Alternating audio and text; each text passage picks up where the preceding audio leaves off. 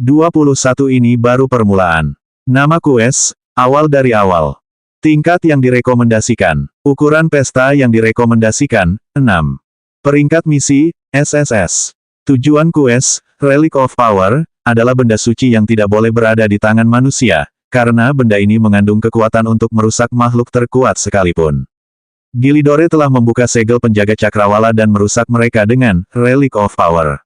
Jika Fozrak dibiarkan rusak sepenuhnya, tidak ada yang tahu apa yang akan terjadi pada seluruh dunia. Anda harus mengakhiri ini sebelum hari permulaan. Petualang, ketahuilah bahwa ini hanyalah permulaan. Batas waktu, 90 hari. Bagian 1. -0/1 temukan petunjuk mengenai latar belakang Gilidore.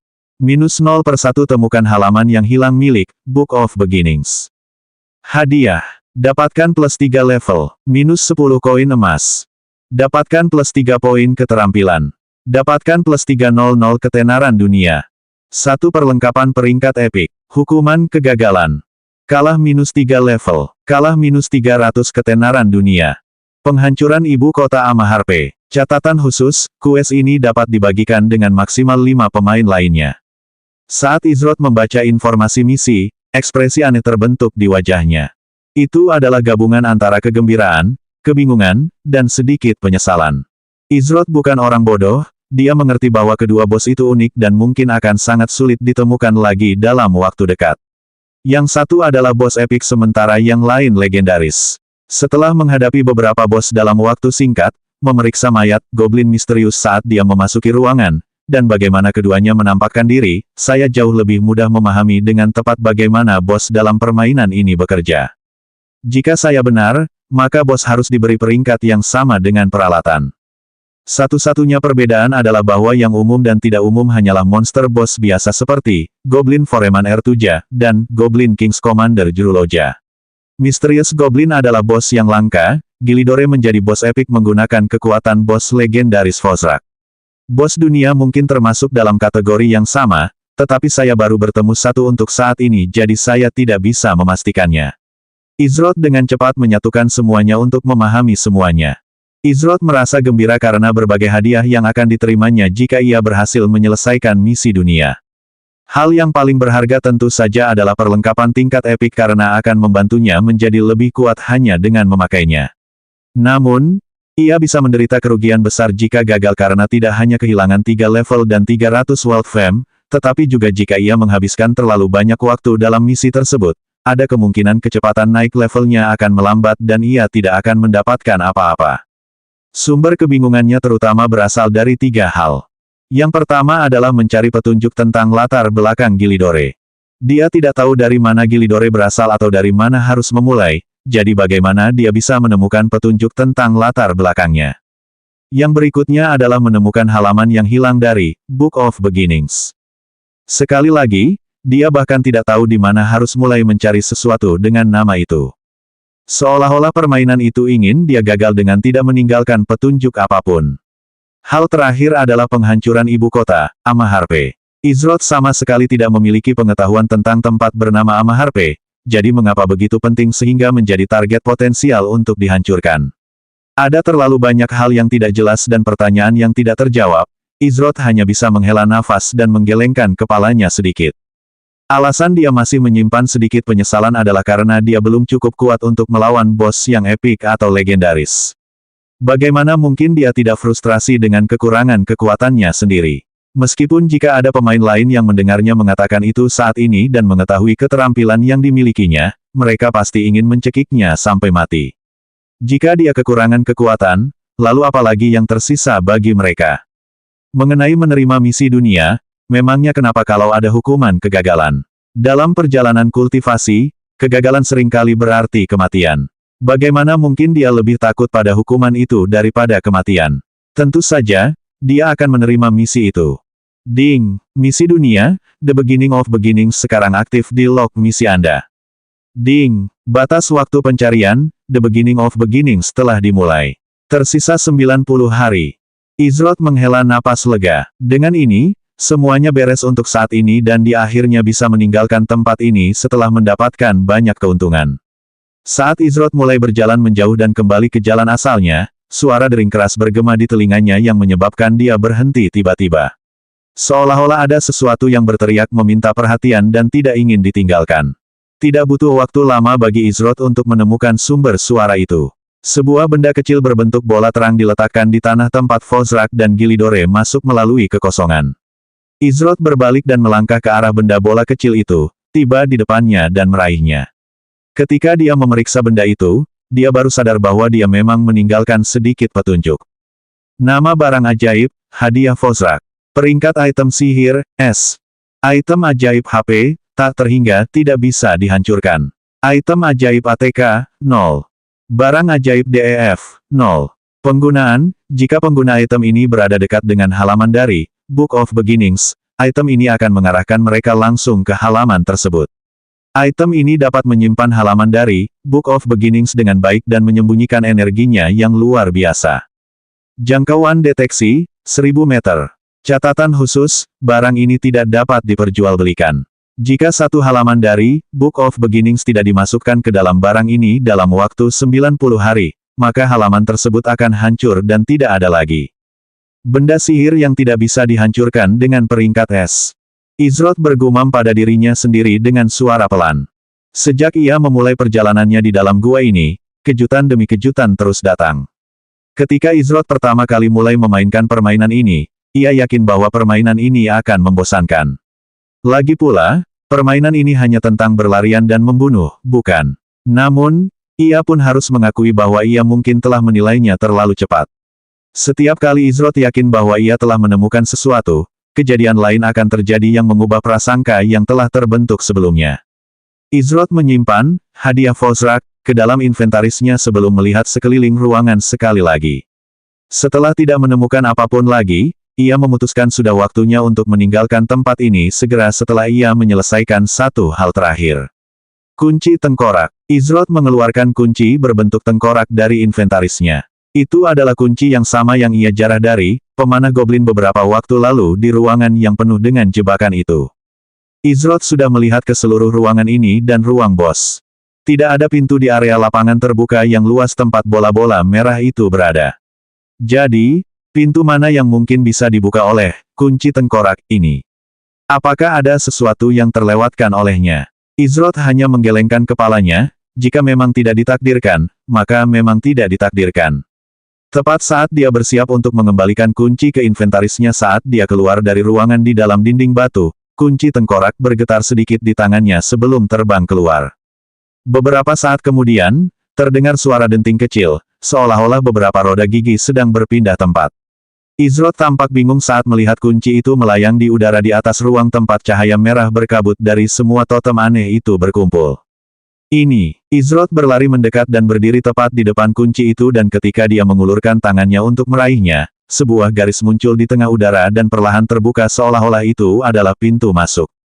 Yang paling mengejutkannya adalah sesuatu seperti Goblin Archer, elit acak memegang kunci yang membuka pintu masuk aneh di dalam ruang bos. Ketika pintu terbuka, cahaya terang menyambar dan menyilaukan Izrod, menyebabkan dia menyipitkan matanya saat sebuah kekuatan besar menariknya ke dalam sementara pintu tertutup rapat setelah dia masuk. Kunci tengkorak, yang melayang di udara menghilang dan pintu yang baru saja terbuka tidak terlihat dimanapun. Untuk sesaat, Izrod merasa seolah-olah dia melayang sebelum mendarat dengan kedua kakinya tanpa banyak kesulitan. Ketika cahaya yang menyilaukan itu memudar, dia berhenti menyipitkan matanya dan penglihatannya kembali jelas. Di depannya adalah area air terjun tempat dia memulai perjalanannya ke ruang bawah tanah, Goblin's Paradise. Jadi ternyata, kunci tengkorak tidak memberikan harta apapun, tetapi hanya memungkinkan seseorang untuk kembali ke awal penjara bawah tanah, pikir Izrod dalam hati. Meskipun, dia akan berbohong jika dia mengatakan dia tidak sedikit kecewa dengan hasil itu. Senyum tipis muncul di wajah Izrod saat air terjun mulai terbelah di depannya. Sebuah jalan setapak yang jelas terbentuk mengarah langsung ke area tempat penjara bawah tanah itu berada. Meskipun dia tidak tahu bahwa setelah seseorang menyelesaikan penjara bawah tanah di RML untuk pertama kalinya, penjara itu tidak akan lagi tersembunyi dan memperlihatkan dirinya kepada semua orang. Izrod tidak lagi memiliki hal lain untuk dilakukan di sini, jadi sudah waktunya baginya untuk kembali ke kota Opal. Saat ini, Izrod sama sekali tidak tahu seberapa terkenalnya dia di antara para pemain RML. Belum lama ini dia berada dalam kelompok 3 orang yang mengalahkan bos dunia pertama. Hanya beberapa jam setelah itu, dia berhasil mengalahkan seluruh Dungeon sendirian dan dialah orang pertama yang menemukannya. Semua orang penasaran siapa pemain ini dan mengapa dia tidak tergabung dalam guild besar atau tim pro.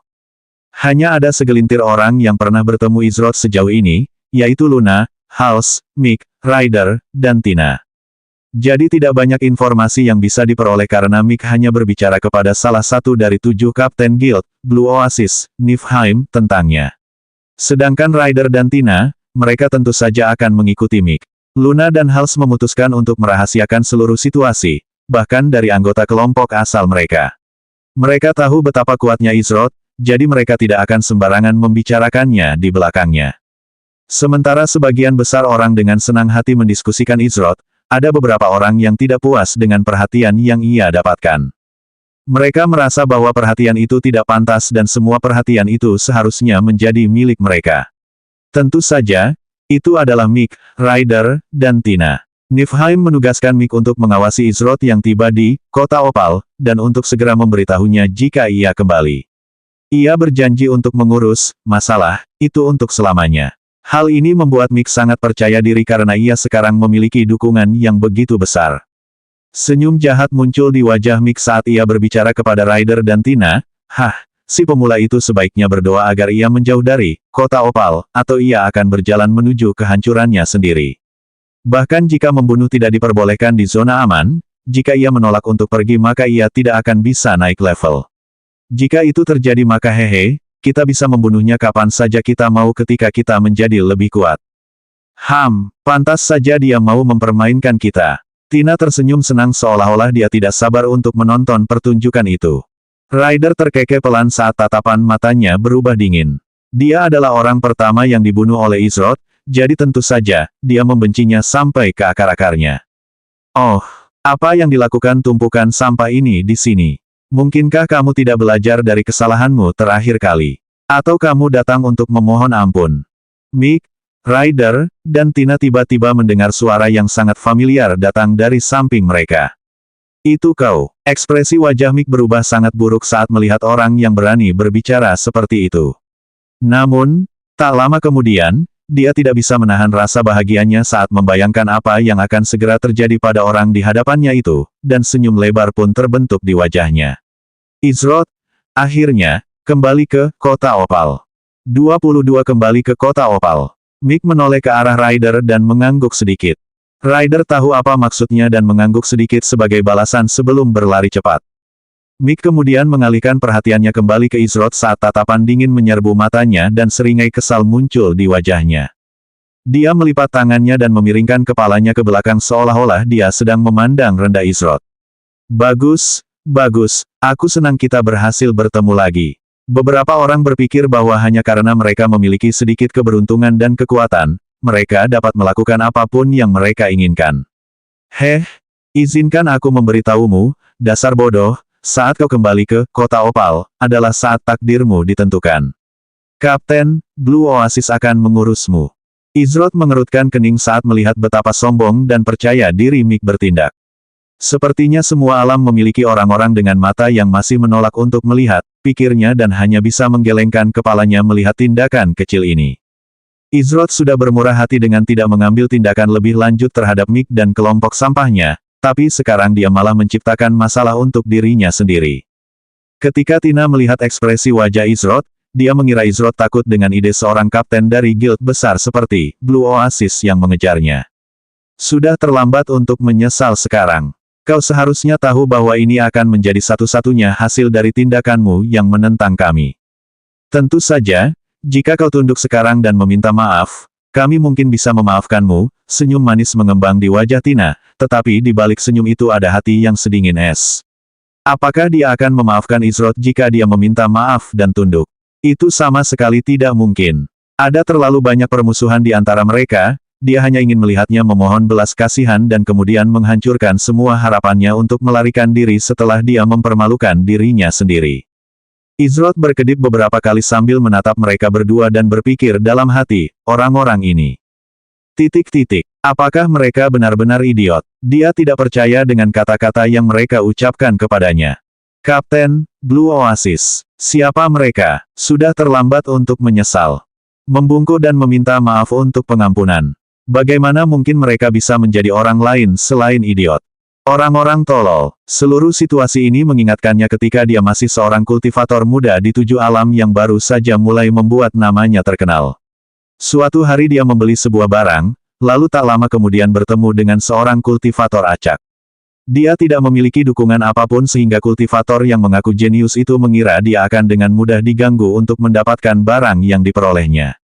Anggap saja kultivator itu tidak memiliki akhir yang baik. Kau tahu, sejujurnya, aku bahkan tidak ingat nama kalian.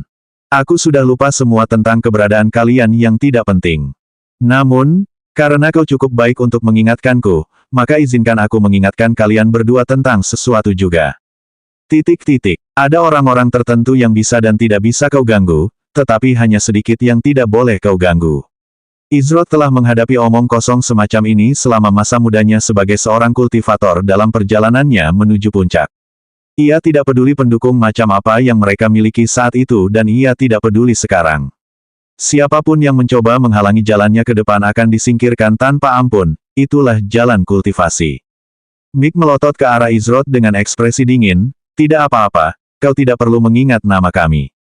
Setelah hari ini, kau tidak akan bisa memikirkan hal lain kecuali apa yang bisa kau lakukan untuk mencegah apa yang akan terjadi. Mick mencoba mengejek Izrod agar tidak melarikan diri. Ia tahu betapa agresifnya kepribadiannya, jadi ia memutuskan untuk mencoba menipunya dan membuatnya marah agar mereka tetap tinggal cukup lama hingga Niflheim tiba. Mick tidak tahu bahwa Izrod tidak pernah berencana untuk melarikan diri sejak awal. Di kejauhan, Ryder terlihat berjalan di belakang seseorang dengan sikap hormat. Ia memberitahu orang di depan arah ke tempat Izrod berada. Di belakang orang itu ada pemain lain dengan ekspresi dingin di wajahnya. Pemain di depan adalah Niflheim dan pemain lain bersama mereka adalah Olohas, yang awalnya diceritakan Mick tentang kisah tragisnya. Ketika Mick melihat Ryder kembali bersama Niflheim, ia menjadi lebih berani dan memutuskan untuk membuat keributan.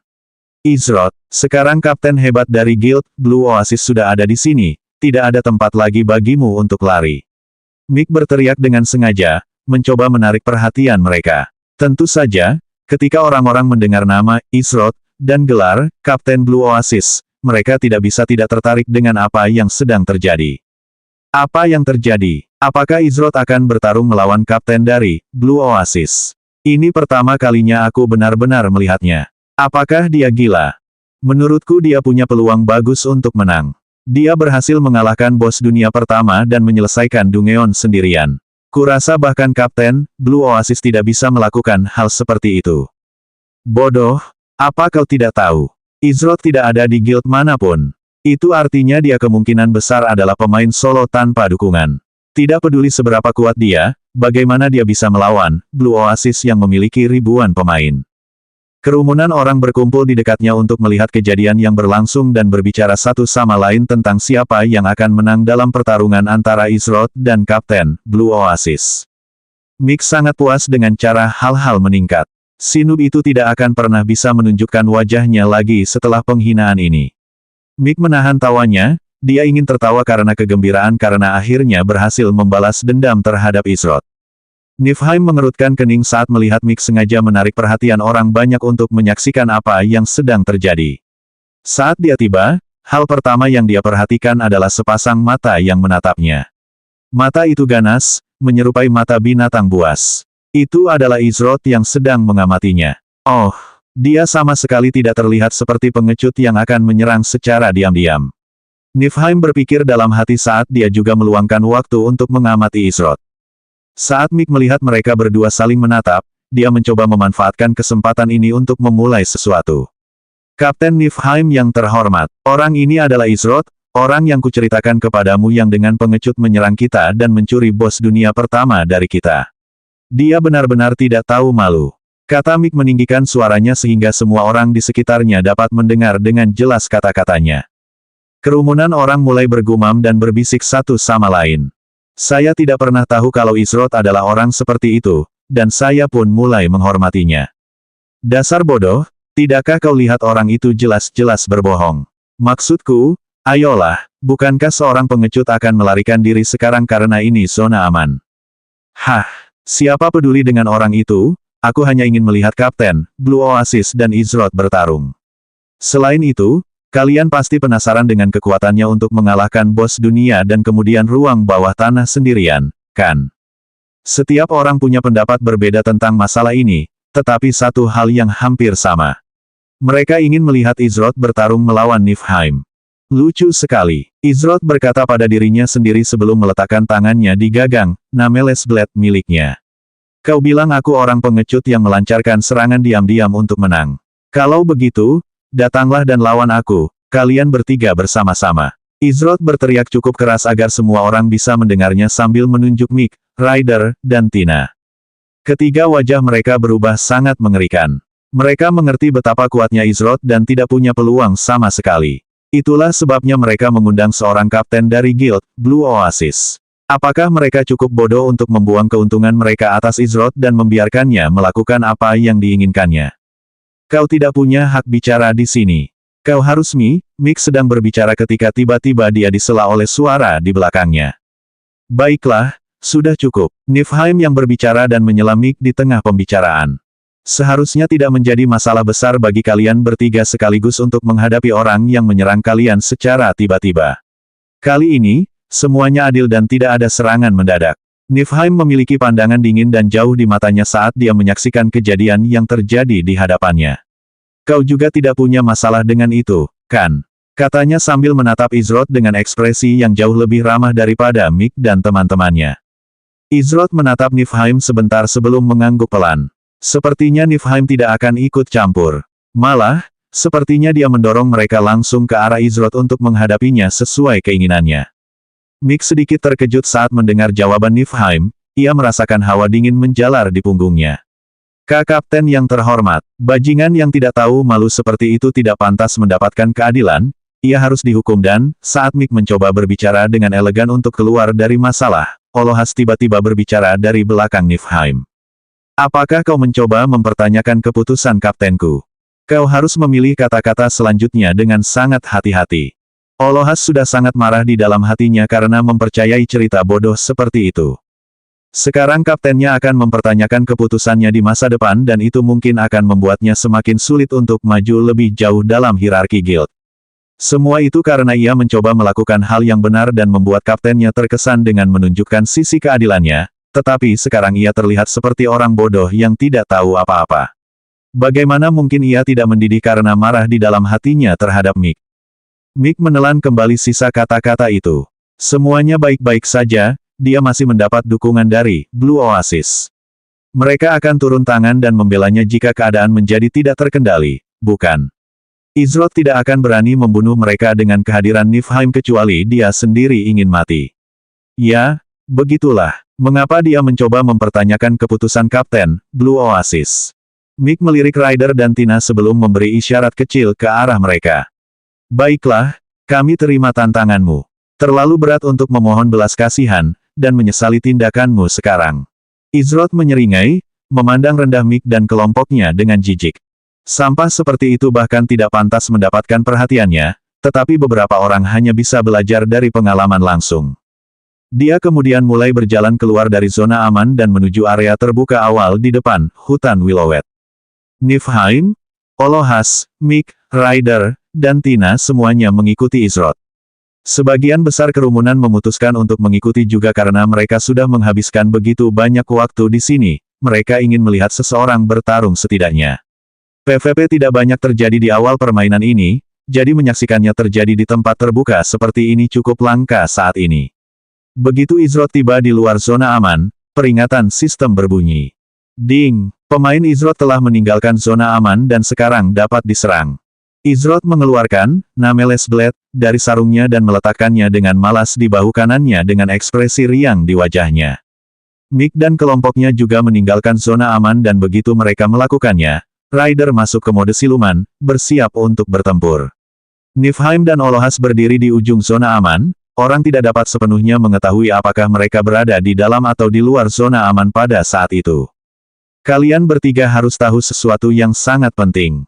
Sebelum ingin membalas dendam, kalian harus memiliki kekuatan untuk melakukannya, kata Izrod sambil tampak sama sekali tidak peduli. Ia mengerti bahwa jika ia tidak menunjukkan kekuatan yang luar biasa, orang-orang bodoh mungkin akan terus menganggapnya sebagai sasaran empuk untuk diganggu. Jadi ia akan menunjukkan kepada mereka, semuanya, tingkat kekuatan yang luar biasa. 23 Sebelum perjalanan balas dendammu, gali kuburanmu sendiri. Atau 3. Ketika Izrod mengucapkan kata-kata itu, kerumunan itu teringat satu kata, percaya diri. Pertama-tama, Anda harus memiliki kekuatan untuk menerimanya. Sungguh pernyataan yang sangat berani, tetapi mereka harus mengakui bahwa itu adalah pernyataan yang sederhana tetapi akurat. Tidak peduli seberapa besar keinginan seseorang untuk membalas dendam, jika mereka tidak memiliki kekuatan untuk menerimanya, maka tidak ada gunanya untuk memikirkannya. Mick mencibir dan membalas, kau hanya satu orang. Jangan berpikir sejenak hanya karena kau berhasil beruntung sekali bahwa itu akan terjadi untuk kedua kalinya. Sekarang kita semua sudah berada di level yang lebih tinggi, tidak ada jalan keluar bagimu dalam pertempuran ini. Mick menyerang langsung ke arah Izrod dengan perisainya mengarah di depannya.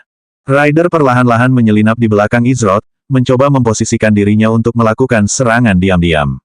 Ia akan menyerang begitu Mick memulai serangannya.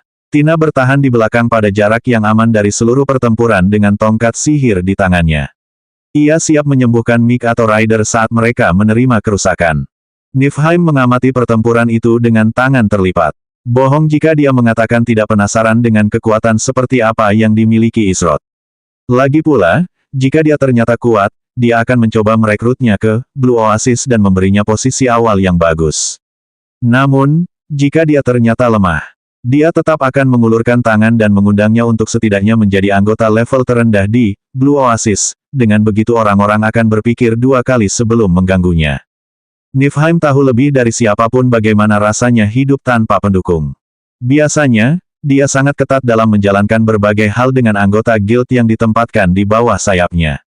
Namun, situasi Izrod mengingatkannya pada dirinya sendiri ketika dia pertama kali mulai bermain game bertahun-tahun yang lalu, jadi dia tidak bisa begitu saja menutup mata terhadap berbagai hal.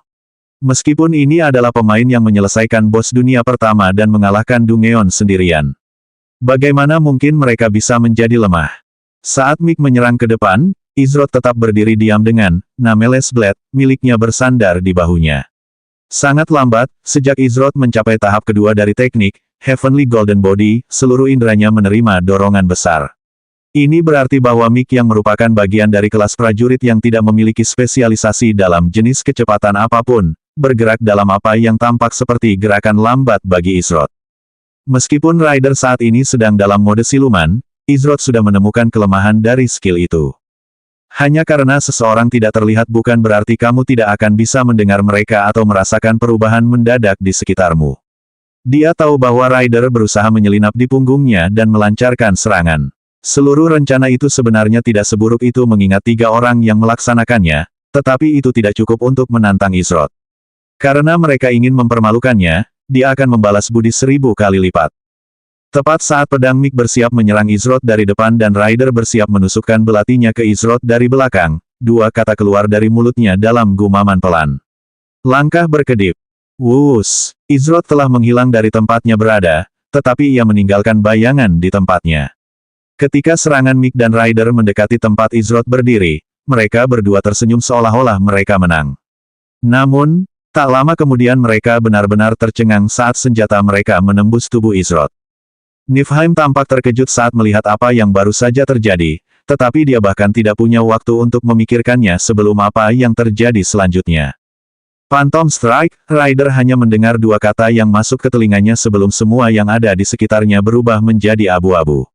Nameless Blade, milik Izrod menghantam tubuhnya 2 kali, bahkan tidak memberinya kesempatan untuk membela diri dengan benar. Minus 160 HP. Minus 250 HP. 0/375 HP tersisa. Ryder. Ding. Pemain Ryder telah meninggal. Ryder adalah orang pertama yang mati sekali lagi. Dia merasa sangat malu dan marah karena tidak bisa mencakar Izrod. Bagaimana mungkin seorang pemain bisa sekuat itu? Dia bahkan tidak tahu bagaimana dia mati. Izrod terus maju, melesat melewati Mick, tetapi saat Izrod lewat, ia menebas Mick tepat di lehernya. Itu bukan untuk membunuhnya, tetapi hanya untuk menunjukkan kekuatannya. Tindakan Izroth berkata kepada Mick, aku memutuskan untuk membiarkanmu hidup, jadi kau hidup. Jika aku ingin kau mati, maka kau hanya bisa mati.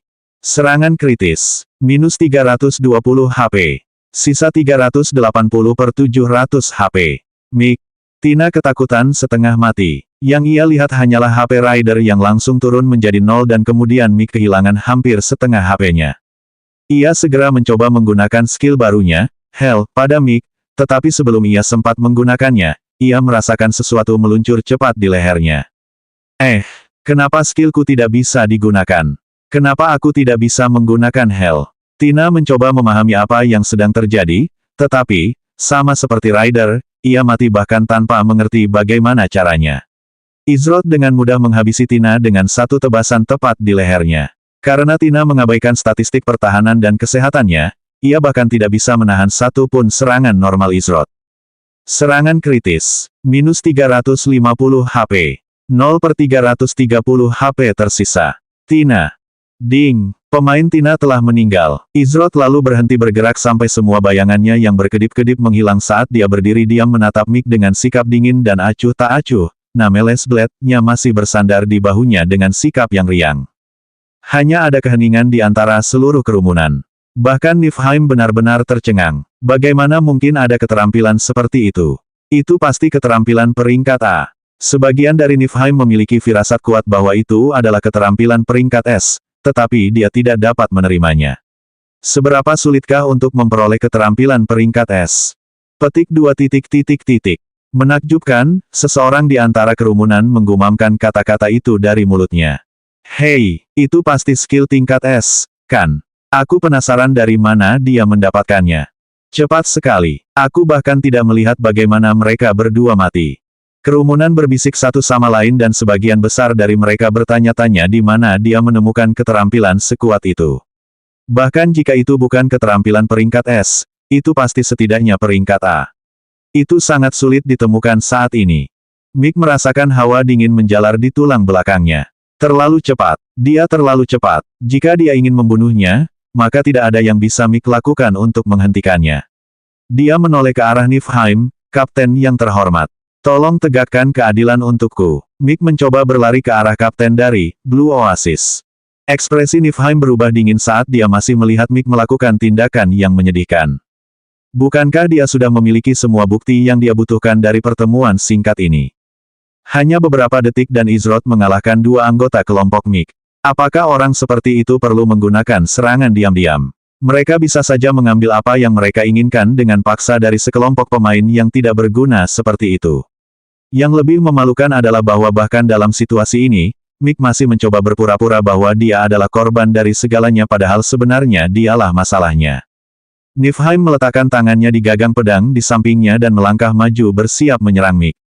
Namun sebelum ia sempat melakukannya, sebuah siluet muncul di depan Mick. Aura yang menindas memenuhi seluruh atmosfer yang menyebabkan beberapa pemain yang menonton menggigil.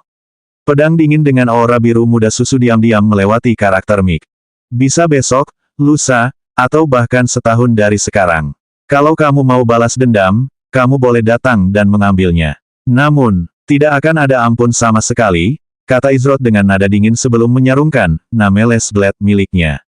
Minus 1220 HP. 0 per 700 HP tersisa. Mick, mata Mick terbuka lebar karena tidak percaya, seolah-olah dia tidak dapat memproses apa yang sedang terjadi. Bukankah dia mendapat dukungan dari Kapten Blue Oasis? Bukankah dia seharusnya membalas dendam terhadap Izroth? Dia merasa seolah-olah sekali lagi dia telah dipermainkan seperti orang bodoh. Pada saat itu, anehnya Mick tidak merasakan kebencian atau kemarahan. Dia hanya merasa tercekik seolah-olah semua dinding di sekitarnya menutup dan dia tidak punya cara untuk menghentikannya. Aku telah menjadi orang bodoh. Mick bergumam pada dirinya sendiri sebelum jatuh ke tanah. Ding! Pemain Mick telah meninggal. Izroth tetap menepati kata-katanya dan menggunakan kekuatan luar biasa untuk mengalahkan 3 pemain dalam sekejap. Niflheim menarik tangannya dari gagang pedangnya dan berjalan menuju Izroth. Hei! Apa yang terjadi? Apakah mereka benar-benar akan bertarung? Ini akan menjadi luar biasa. Kurasa Kapten Blue Oasis tidak akan punya kesempatan. Apa kau lihat skill yang baru saja dia gunakan? Benar-benar rusak. Saya pikir Anda meremehkan kapten dari Blue Oasis. Dia pemain veteran dan tidak mudah diremehkan. Bahkan, dia menduduki peringkat 10 besar dalam PvP di MMORPG yang pernah saya mainkan sebelumnya. Bagaimana mungkin Anda bisa membandingkan MMORPG biasa dengan RML? Konsep pertarungannya benar-benar berbeda. Hanya karena dia dulu jago di game itu, bukan berarti dia akan jago di sini. Namun, Anda tidak bisa mengajarkan pengalaman, itu fakta. Saat orang banyak itu berbicara di antara mereka sendiri, Niflheim berhadapan langsung dengan Izroth.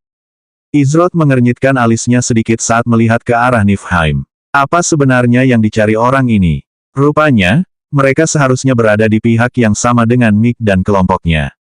Namun sejak pertama kali mereka bertukar pandang hingga sekarang, Izroth tidak pernah merasakan niat jahat darinya. Namaku Niflheim. Aku kapten ketujuh dari Guild Blue Oasis. Senang akhirnya bisa bertemu langsung denganmu, Izroth. Ucap Niflheim dengan ekspresi ramah di wajahnya. Izroth mengangguk menanggapi sapaannya. Guild, pikir Izroth dalam hati sambil menelusuri ingatan sang gamer hardcore sebelum segera menemukan jawabannya. Begitu ya, jadi guild-guild ini mirip dengan sekte-sekte di 7 alam. Menarik. Saat Izroth berpikir sendiri, Niflheim terus berbicara tanpa terganggu oleh cara Izroth menanggapi. Kau tampak seperti orang yang terus terang dan tidak menyukai orang yang bertele-tele. Jadi, aku akan katakan saja, bagaimana kalau kau bergabung dengan Blue Oasis sebagai komandan? Kau akan mendapatkan banyak keuntungan dengan melakukannya. Kami dapat menyediakan seperangkat peralatan dasar yang lengkap dan tidak umum dan jika kau membutuhkan koin, kami juga menyediakannya. Bergabung dengan Blue Oasis sebagai komandan. Itu mengejutkan. Kita harus tahu bahwa ribuan orang menjadi bagian dari guild sebesar Blue Oasis dan banyak yang rela mati-matian untuk mempertahankan posisi komandan. Lagi pula, itu hanya satu posisi di bawah kapten, tidak termasuk letnan kapten. Butuh waktu bertahun-tahun untuk mencapai titik seperti itu, namun Niflheim menawarkannya kepada Izroth tanpa ragu. Kesempatan yang luar biasa, orang-orang di kerumunan terkejut dengan tawaran itu. Sebagian besar dari mereka bermimpi memiliki posisi setinggi itu di guild seperti Blue Oasis, salah satu dari 10 guild teratas dalam MMORPG. Semua orang bertanya-tanya bagaimana Izroth akan menanggapi tawaran itu. Aku harus menolaknya, Izroth menggelengkan kepalanya. Meskipun Niflheim tidak tampak seperti orang jahat, Izroth bukanlah orang yang suka terikat oleh aturan. Dia tahu bahwa sekte, atau lebih tepatnya serikat, dalam hal ini, memiliki banyak aturan yang harus dipatuhi untuk menjadi bagian dari mereka. Satu-satunya cara dia akan bergabung dengan serikat adalah jika itu adalah serikat yang dia buat sendiri. Orang-orang yang berkumpul di sana tercengang dengan fakta bahwa Izroth menolak posisi tersebut. Banyak dari mereka sudah mulai pergi seolah-olah semua bagian yang menyenangkan sudah berakhir. Izroth dan Niflheim jelas tidak akan bertarung. Niflheim mendesah kecewa. Ia mengira hal ini akan terjadi mengingat performa Izroth akhir-akhir ini. Namun, tetap saja patut dicoba. Namun, itu tidak berarti ia akan menyerah sepenuhnya karena bakat seperti Izroth sulit ditemukan. Ding, Anda telah menerima permintaan pertemanan dari Niflheim, apakah Anda menerimanya? Begitu ya, sayang sekali. Namun, karena takdir telah mempertemukan kita, aku yakin jalan kita akan bersimpangan lagi di masa depan. Ucap Niflheim sembari mengirim permintaan pertemanan kepada Izroth. Izroth tidak memiliki kesan buruk tentang Niflheim dan tidak melihat alasan untuk menolaknya sepenuhnya. Selain itu, dia mungkin memerlukan beberapa informasi suatu hari nanti dan dia tahu cara terbaik untuk mendapatkannya adalah dengan membuat koneksi, terutama dengan kelompok besar seperti Blue Oasis yang menjadi bagian dari Niflheim. Apakah ini takdir? Izroth menyeringai sedikit ketika mendengar ucapan itu. Ding, Anda telah menambahkan Niflheim sebagai teman. Niflheim mengangguk ke arah Izroth, baiklah, aku pamit dulu. Kalau kamu berubah pikiran atau butuh sesuatu, jangan takut untuk mengirimiku pesan. Dia lalu pergi bersama Olohas. Saat Izroth berjalan kembali menuju kota Opal, peringatan sistem berbunyi di kepalanya. Ding, peringatan sistem, pemain Luna telah mengirimi Anda pesan. 24 maju ke Amaharpe. Ding, peringatan sistem, pemain Luna telah mengirimi Anda pesan, apakah Anda kembali ke kota Opal? Yah, saya yakin Anda kembali karena saya ragu orang lain bernama Izroth dapat menyebabkan keributan seperti itu. Saya dengar Anda cukup dekat dengan salah satu kapten Blue Oasis sekarang. Apakah Anda benar-benar tidak akan bergabung dengan mereka? Luna sedang berada di toko mengumpulkan beberapa item untuk memulai perjalanan ketika dia mendengar pemain di dekatnya mendiskusikan kejadian yang terjadi dengan Izroth beberapa saat sebelumnya. Apa yang terjadi beberapa saat yang lalu telah menyebar begitu cepat, Izroth sedikit terkejut. Namun, dengan cara seperti ini untuk menyampaikan pesan, tidak terlalu mengejutkan jika dipikirkan, pikirnya saat membalas Luna. Dia tidak akan mengatakan bahwa dia dan Niflheim dekat, mereka lebih pada level profesional. Bagaimanapun, kelompok besar yang dapat memindahkan banyak orang sekaligus biasanya paling baik dalam mengumpulkan semua jenis informasi dan Izroth mengerti bahwa dia akhirnya dapat memperoleh keuntungan dari hal seperti itu. Berita telah menyebar dengan cepat. Saya kembali ke Opal Town. Mengenai bergabung dengan Blue Oasis, saya tidak tertarik dan saya tidak akan mengatakan bahwa saya dekat dengan orang itu. Peringatan sistem, pemain Luna telah mengirimi Anda pesan. Benarkah? Begitu ya, sepertinya Anda memang suka menolak undangan, bahkan dari guild sepopuler dan sekuat Blue Oasis. Luna tidak bisa menahan tawa kecilnya saat membayangkan sikap lugas Izroth saat berbicara dengan kapten dari Blue Oasis. Dia mengerti bahwa Izroth sama sekali bukan orang jahat, hanya saja kebanyakan orang mungkin menganggap sifat lugasnya itu menyinggung. Meskipun tampak seolah-olah tidak ada hal penting yang terjadi antara Izroth dan Kapten Blue Oasis, jadi dia menghela napas lega saat sampai pada kesimpulan itu. Rona merah tipis muncul di pipi Luna saat dia menyadari bahwa dia sebenarnya khawatir tentang Izroth. Mereka baru bertemu sekali dan tidak bisa dianggap sebagai teman dekat, tetapi Luna merasa nyaman saat berbicara dengan Izroth. Dia tidak memiliki motif tersembunyi dan merupakan orang yang jujur, sangat sulit bertemu orang dengan dua kualitas itu. Peringatan sistem, pemain Luna telah mengirimi Anda pesan, Hals dan saya bersiap untuk melakukan perjalanan menuju Amaharpe. Benar, Anda mungkin belum tahu, tetapi Amaharpe adalah ibu kota wilayah tempat kami berada. Permainan sesungguhnya tidak benar-benar dimulai hingga Anda setidaknya sampai di sana. Apakah Anda ingin bepergian bersama kami? Amaharpe, bukankah itu nama ibu kota yang akan hancur jika Izroth gagal menyelesaikan misi, awal mula awal? Mungkin ada petunjuk di sana yang terkait dengan misi tersebut, jadi dia harus mengunjunginya. Meskipun dia punya waktu 90 hari untuk menyelesaikan misi tersebut, Izroth tidak memiliki petunjuk lain selain hadiah Fosrak untuk melanjutkan. Oke, jawab Izroth kepada Luna. Peringatan sistem, pemain Luna telah mengirimi Anda pesan. Bagus, saya akan mengirimkan koordinat tempat kita bertemu. Anda harus membeli beberapa barang seperti ramuan dan menerima surat rekomendasi dari guru kelas Anda.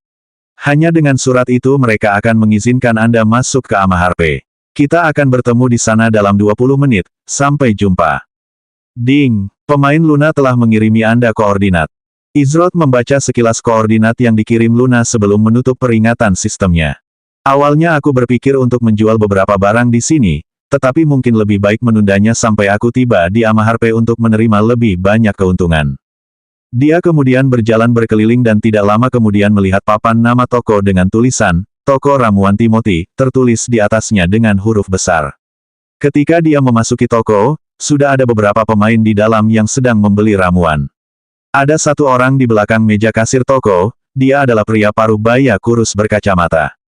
Izroth mendekati lelaki kurus itu dan saat ia semakin dekat ia dapat melihat nama lelaki itu.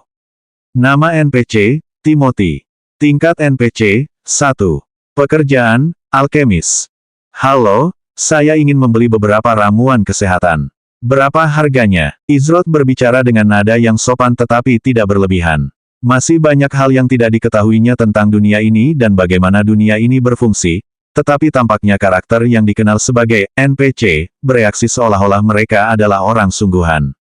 Jika memang begitu, dia tidak akan menderita kerugian apapun dengan memperlakukan mereka sebagai orang sungguhan, bukan objek. Selamat datang pelanggan yang terhormat. Timothy langsung tersenyum lebar saat mendengar sapaan Izroth. Kebanyakan pemain tidak tahu ini, bahkan Izroth sendiri tidak tahu, tetapi semua NPC memiliki stat, reputasi, tersembunyi. Stat ini menentukan manfaat yang bisa diterima seseorang dari NPC tertentu. Dalam kasus ini, Izroth sudah memiliki stat ketenaran dunia sebesar 260 serta menawarkan sapaan yang menyenangkan, jadi reputasinya dengan NPC diam-diam meningkat yang menyebabkan reaksi hangat dan ramah dari Timothy. Tentu saja di toko ramuan, Ini kami hanya menyediakan ramuan-ramuan berkualitas rendah terbaik. Setiap ramuan kesehatan rendah, harganya 1 koin perak, tetapi karena Anda tampak seperti orang yang tulus, saya akan membantu Anda dan mengurangi harganya sebesar 20%. Jadi, harganya hanya 80 koin perunggu per ramuan kesehatan rendah. Berapa banyak yang ingin Anda beli? Timothy berkata dengan senyum lebar di wajahnya. Izrod berkedip beberapa kali karena dia tidak mengharapkan diskon 20%, tetapi dia tidak akan menganggap remeh pemberian hadiah. Kalau begitu, aku harus merepotkanmu untuk membeli 4 ramuan kesehatan rendah. Izrod merasa bahwa dia tidak boleh berlebihan dalam hal membeli ramuan. Lagi pula, dia sedang bersiap untuk bepergian ke ibu kota. Jika ibu kota memiliki status yang sama dengan ibu kota di 7 alam, maka akan ada berbagai hal yang tersedia untuk dibeli di sana yang tidak dapat kamu temukan di lokasi seperti ini. Jadi dia memilih untuk menyimpan sebagian besar koinnya untuk situasi seperti itu. Silakan, tidak masalah sama sekali, pelanggan yang terhormat. Timothy kemudian meraih ke belakang meja kasir sebelum mengeluarkan X4 ramuan kesehatan rendah. Harga aslinya adalah 4 koin perak, tetapi dengan diskon Anda, totalnya menjadi 3 koin perak dan 20 koin perunggu. Izrod tidak mempermasalahkan harga dan menghapus sejumlah koin dari inventarisnya, memberikannya kepada Timothy. Terima kasih atas bisnis Anda, pelanggan yang terhormat. Silakan datang lagi. Timothy membungkuk hormat. Izrod mengangguk sebelum meletakkan X4 laser health potions ke dalam inventarisnya, dan keluar dari potion shop. Sudah waktunya baginya untuk mendapatkan surat rekomendasi dari Ger, guru kelas Combat Master. Izrod mulai berjalan menuju lokasi bangunan kumuh milik pemain kelas Master Tempur. Saat ia sampai di sana, seperti biasa, tidak ada pemain lain yang terlihat sama sekali, hanya seorang lelaki tua dengan botol di tangannya yang bersandar di dinding. Meskipun lelaki tua ini terlihat tidak penting dan lemah, ia sebenarnya adalah seorang petualang kuat yang dikenal sebagai Ger. Ketika Ger mendengar Izrod memasuki gedung, dia berdiri dan menyesap minuman dari botol di tangannya sebelum tersenyum. Aku tidak menyangka akan melihatmu kembali ke sini secepat ini, petualang muda hahaha, dia sudah menyukai bakat yang dimiliki Izrod serta sikapnya yang penuh hormat. Aku tidak menyangka kau ternyata seorang petualang terkenal, Ger of the Flickering Steps, ucap Izrod dengan senyum tipis di wajahnya. Oh, kumohon, itu nama lama dari masa mudaku, kau tidak seharusnya menggoda orang tua seperti itu. Hahaha, sekarang aku hanya orang biasa yang suka menghabiskan hari-hariku dengan minum dan tidur. Sungguh kehidupan yang ideal bagi petualang manapun, Ger berbicara sambil berjalan ke sebuah meja kecil di sudut ruangan dengan kertas-kertas berserakan di seluruh permukaannya. Kalau begitu, aku tidak akan repot-repot menghabiskan terlalu banyak waktumu. Aku datang untuk mengambil surat rekomendasi agar bisa masuk ke Amaharpe. Ger meluangkan waktu sejenak untuk mengamati Izrod dari ujung kepala sampai ujung kaki dengan ekspresi serius di wajahnya. Setelah beberapa saat, senyum muncul di wajahnya saat dia mengangguk tanda setuju. Aku tidak keberatan memberimu surat rekomendasi. Satu-satunya alasan surat itu diperlukan adalah karena petualang baru terlalu terburu-buru dan mati saat menjelajah melalui hutan Willow untuk mencapai Amaharpe. Kau cukup kuat untuk mencapai sana tanpa banyak masalah sekarang, jadi ambillah surat itu.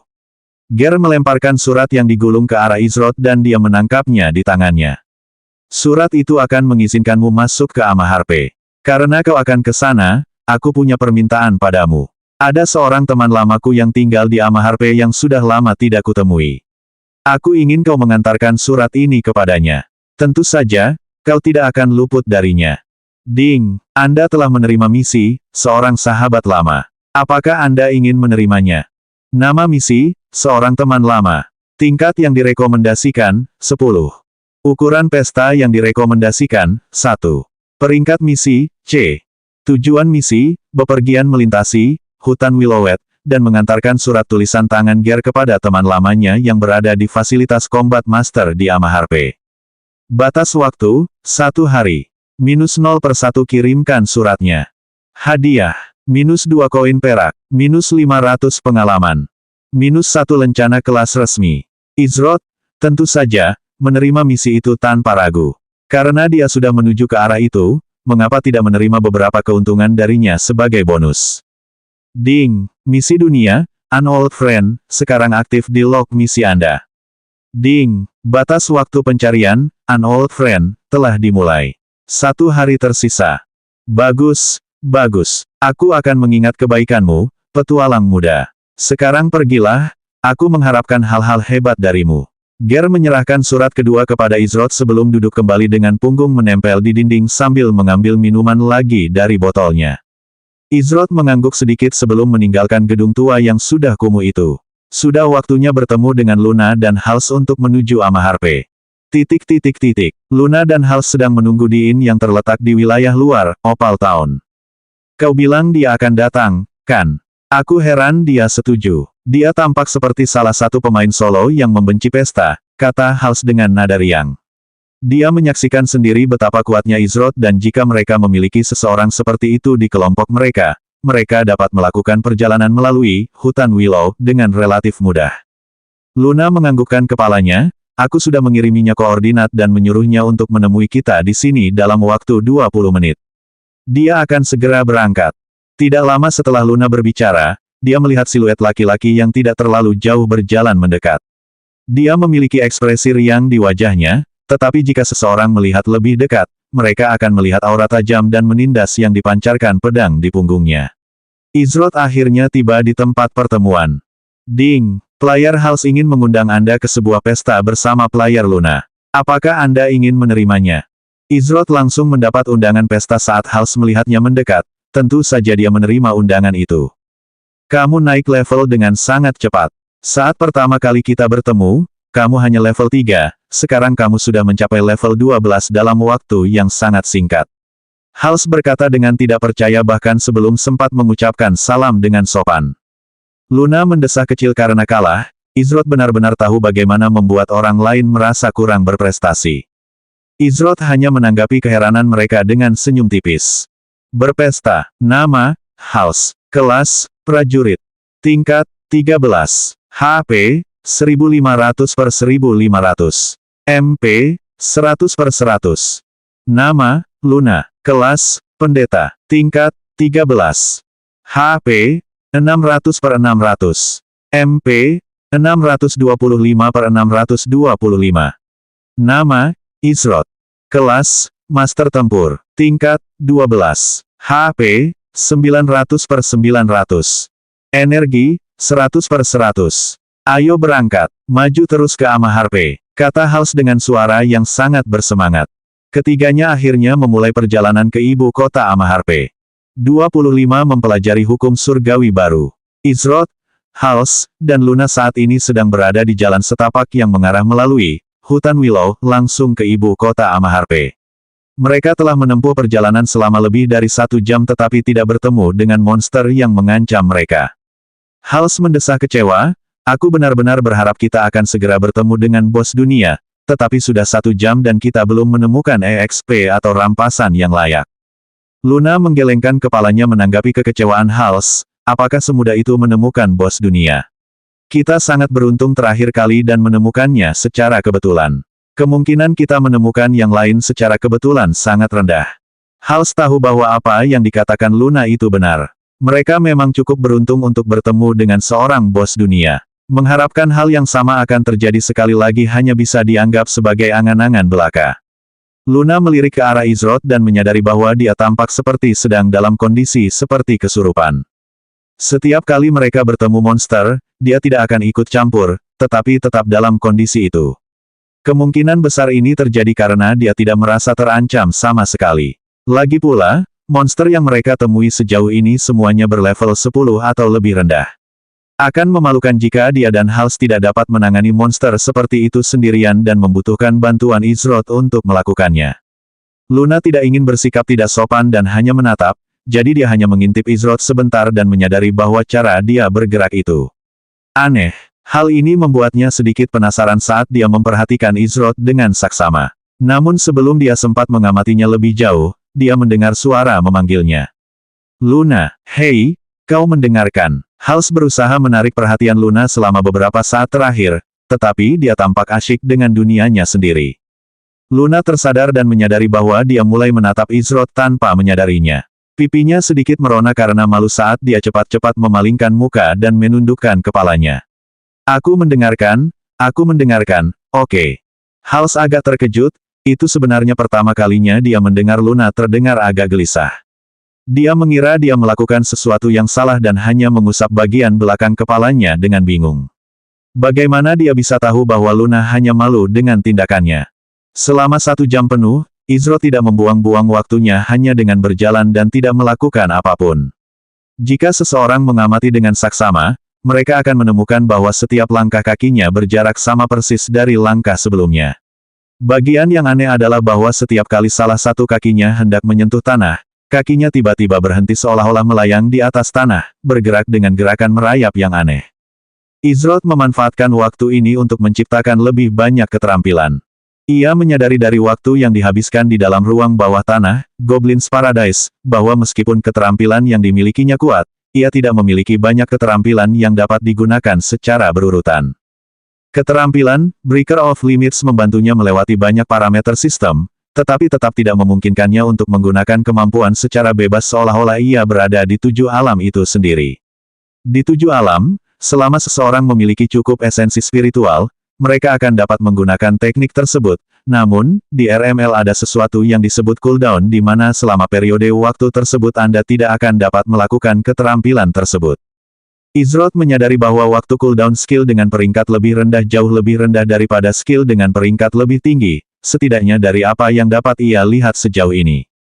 Namun, hal itu masuk akal karena akan memerlukan waktu pengisian ulang yang lebih lama untuk menggunakan teknik tingkat tinggi, daripada teknik tingkat dasar.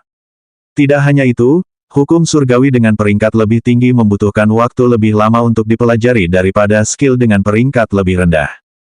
Misalnya, ia membutuhkan waktu 5 jam untuk mempelajari skill peringkat A, First Baneful Sword, Destruction, sementara hanya butuh beberapa saat di tengah pertempuran untuk memperoleh skill peringkat B, Phantom Strike.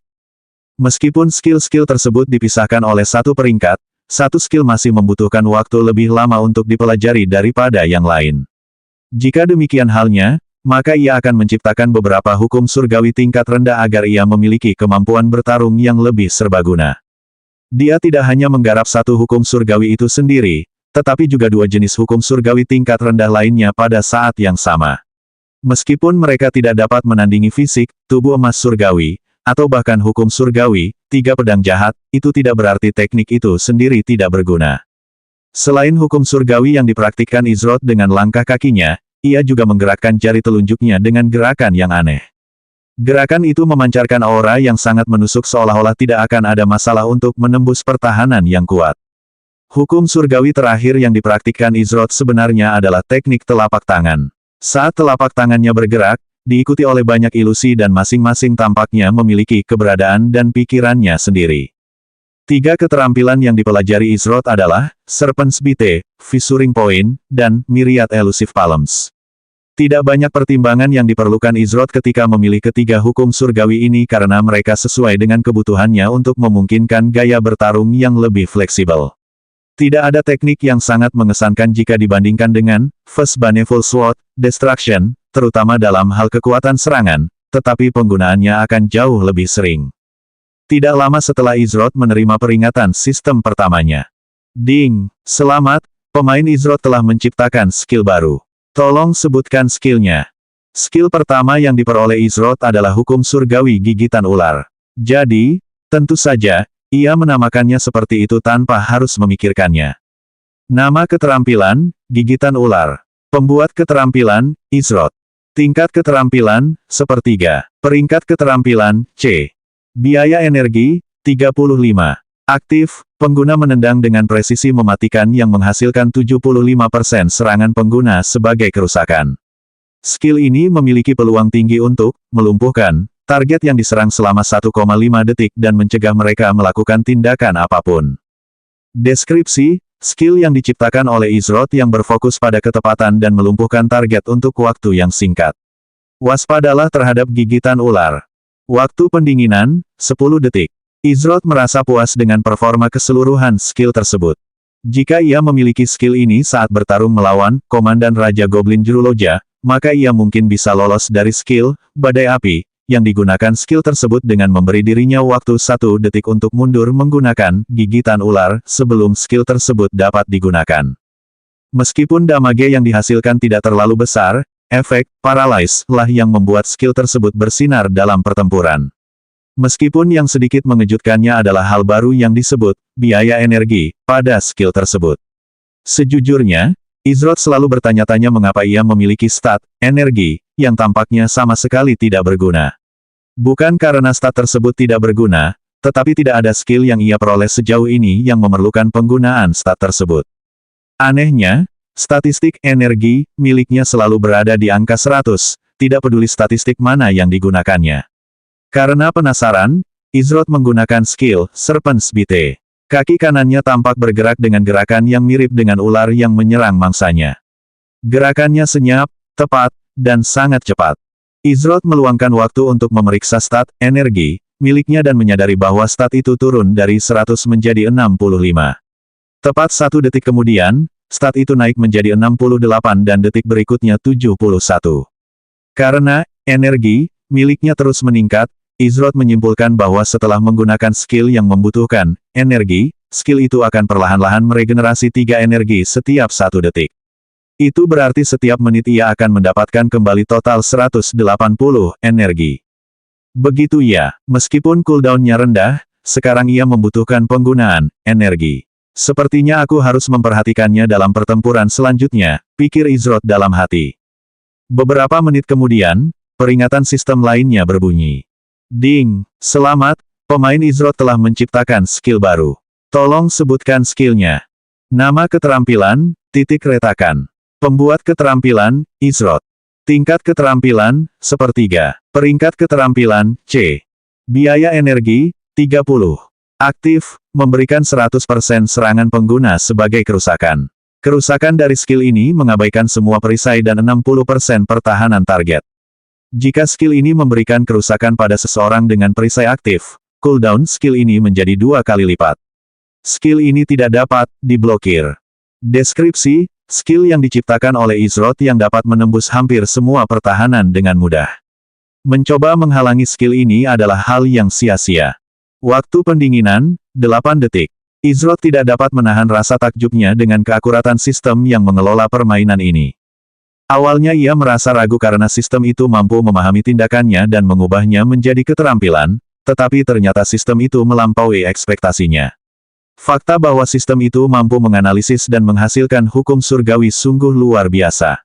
Izroth tahu secara langsung betapa sulitnya mempelajari hukum surgawi dan bahkan lebih sulit lagi untuk memahaminya. Seseorang harus memiliki tingkat pemahaman yang tinggi untuk mempelajari hukum surgawi tertentu. Skill terakhir yang tersisa untuk Izroth kuasai adalah Myriad Elusive Palms. Hukum surgawi ini dimaksudkan untuk menghadapi banyak musuh sekaligus. Saat ini, ia tidak memiliki skill lain yang dapat menyerang banyak lawan sekaligus. Tampaknya bahkan dengan skill Breaker of Limits, ia tidak akan bisa melewati aturan ini. Selalu ada kekuatan tak terlihat yang memusatkan serangan tunggal pada siapapun yang menjadi target. Rasanya aneh harus terbiasa dengan gaya bertarung terbatas seperti itu, tetapi Izroth adalah orang yang belajar beradaptasi. Dengan Izroth yang mampu memfokuskan seluruh perhatiannya pada hukum surgawi terakhir yang tersisa, hampir tidak butuh waktu sesaat sebelum peringatan sistem terakhir yang ditunggu Izroth berbunyi.